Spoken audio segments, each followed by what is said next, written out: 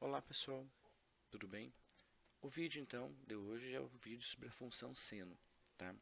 Para definirmos bem a função seno, nós precisamos definir o seno de um ângulo na circunferência trigonométrica. Então a gente sai do triângulo retângulo e expande a ideia da trigonometria para a circunferência trigonométrica, ok? Então, vejam só, quando nós pegamos a circunferência trigonométrica, nós temos que lembrar alguns detalhes que nós vimos na semana passada. Primeiro, o que vocês estão observando, que o centro da circunferência trigonométrica é a origem do plano cartesiano. O segundo detalhe que vocês devem lembrar é que a circunferência trigonométrica ela possui um raio unitário, certo? Então, o raio da circunferência trigonométrica é igual a 1, ok? Então, nesse caso, o que nós vamos fazer? Nós vamos definir o seno deste ângulo aqui, ó, certo? Deste ângulo alfa na circunferência trigonométrica. Então, para isso, eu vou precisar trabalhar com este segmento que está aqui, ó.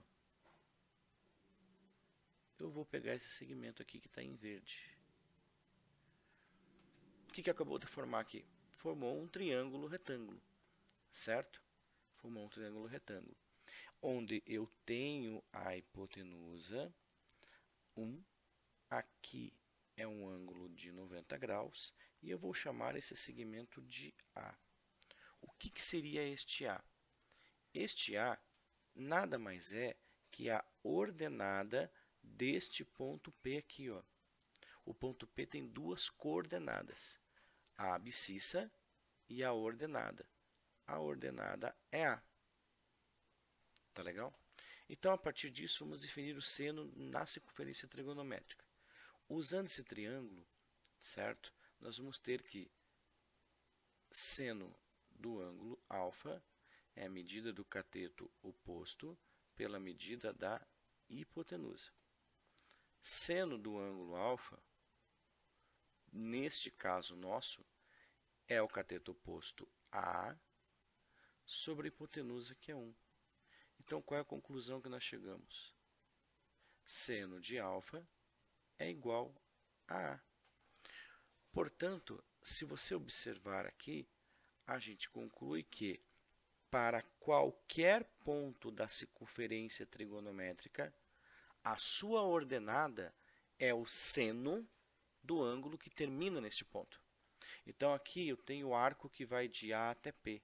Eu tenho certeza absoluta que o seno deste alfa é o A, certo? Ok? Nós temos outra coordenada aqui, vou chamar de B, por exemplo, só que para nós não interessa agora. Esse B vocês vão ver no meu próximo vídeo para que ele vai servir. Tá legal? Quando você vê então essa situação, você vai dar uma lembradinha do que nós vimos na semana passada em relação àquelas coordenadas. Então nós pegamos, ó, isso aqui é 1 no eixo X, depois nós temos aqui 1 no eixo Y, nós temos aqui menos 1 no eixo X, e nós temos aqui menos 1 no eixo Y. E todas as outras coordenadas são nulas. Por quê? Porque nós temos aqui daí, certo? Os pontos sobre os eixos cartesianos. Então, se você observar, nós podemos ter aqui o seno de cada um dos ângulos que terminam nesses 4 pontos, no A, no B, no C e no D, certo? Então, veja o que vai acontecer se nós pegarmos cada ponto. Se você observar, aqui nós vamos pegar cada pontinho, ó. Então no A o Y é 0, o B o Y é 1, no C o Y é 0 e no D o Y é menos 1. E já chegamos a uma conclusão. Obrigatoriamente, seno de um ângulo tem o limite superior, o máximo dele sendo 1, e o limite inferior, o mínimo dele sendo menos 1. Qualquer ângulo que eu pegue em relação ao seno, nós vamos ter o máximo sendo 1 e o mínimo sendo menos 1, ok? Então veja o que vai acontecer aqui quando eu transporto essa ideia para um gráfico. Deixa eu pegar aqui, trazer para cá, vou dar uma aumentadinha aqui.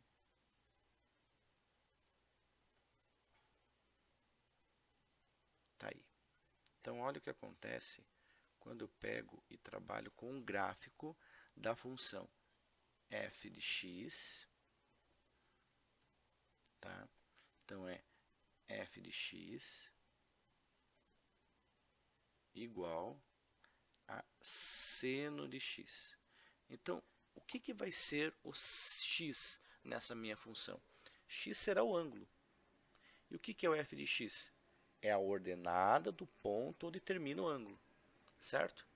Então, nesse caso, se a gente começar aqui, ó, se eu pegar o primeiro ponto, ponto A, o seno é zero. Então, para o ângulo de 0 grau, o seno é zero. Então, está aqui o primeiro ponto para o seno, certo? Vou fazer com uma outra cor, para a gente colocar e destacar. Então, aqui está o primeiro ponto. Segundo ponto, 90 graus. Em radianos, você não pode esquecer que aqui é π sobre 2. E para a parte de funções, tem que trabalhar com valores reais. Então, você trabalha com o ângulo em radianos, certo? Então, para π sobre 2, o que vai acontecer? Eu vou ter aqui o máximo para o seno, que é 1. No π, o que vai acontecer? Passou a ser zero. Então, no π, aqui está o π, certo? Passou a ser zero. Se você pegar agora esse outro ângulo, que é o 3π sobre 2, você vai ter o limite mínimo, o menor valor, menos 1. E no A, no 360, volta para o zero. Então, aqui eu tenho mais ou menos o gráfico da função seno. Então, está aqui, vem, aqui,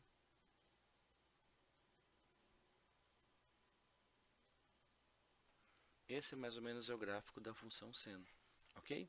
Então, nós temos aqui, certo, uma perna da função, porque isso aqui continua infinitamente, certo? Ok? Vai continuar infinitamente, tanto para a esquerda quanto para a direita. Então, num gráfico mais assim, colocado de uma maneira certinha, mais bonitinha, porque aqui a gente fez um esboço desse gráfico, então para você ver ele de uma maneira correta, veja, ele ficaria assim, ó. Ficaria mais ou menos dessa forma, tá bom? Então, nós vamos pegar aqui, deixa eu dar uma expandida nele, certo? Vamos tampar aqui, que daí a gente tem certinho o gráfico, né? Então, tá aqui. Então, com isso, a gente tem o quê? De novo, ó, aqui nós temos o 0 grau, ou 0 radiano. Aqui nós temos o ponto máximo, certo? Então, aqui nós vamos ter π sobre 2. Aqui nós temos o π. Aqui nós temos o 3π sobre 2. E aqui nós temos o 2π. Então, aí eu tenho o gráfico da função seno. Reparem que no primeiro quadrante ela é crescente, porque de 0 passa para 1. Aumentou, é crescente. No segundo quadrante já é decrescente. É notório isso, porque você pega de 1 e passa para 0. No terceiro quadrante, ó, de novo é decrescente. Também é notório, porque você sai do 0 e vai para o menos 1. E no último quadrante ela é crescente. Crescente porque vai do menos 1 até o 0 de novo. Então, aqui nós temos a função. Reparem que nós temos um período para essa função. Tá? Período. O que é o período? É o arco que percorre para dar uma perna aqui do gráfico. Como vocês veem, o gráfico foi do 0 radianos até 2π radianos. Então, o período é 2π radianos da função seno. Ok? E o último detalhe que eu quero colocar para vocês é em relação ao sinal. Repare, ó, como está para cima do eixo x, essa parte, o y, é positivo, certo? Então, nessa parte aqui, ó, do nosso gráfico, nós temos parte positiva, parte positiva, parte negativa, parte negativa, certo? Então, reparem que no primeiro quadrante, que é de 0 até π sobre 2, é positivo. Está aqui, primeiro quadrante, o seno é positivo. No segundo quadrante, mesmo sendo decrescente, ele continua sendo positivo. Agora, no terceiro e no quarto, ele fica negativo. E é de se esperar isso. Por quê?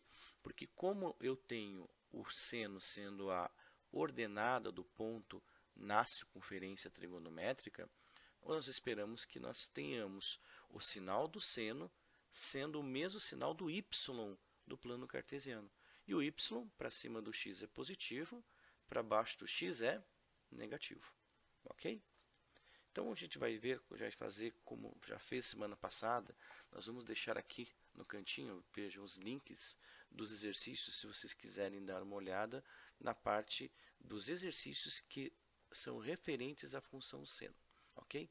Então, pode pegar nesses dois links que vocês têm aí para vocês darem uma exercitada nessa parte da nossa trigonometria.